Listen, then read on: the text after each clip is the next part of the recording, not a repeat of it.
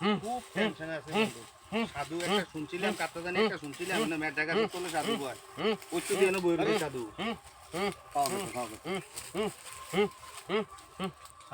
সাধু বাবা আসলাম আপনার কাছে একটা কথার লেগে। কি কবে তাড়াতাড়ি ক।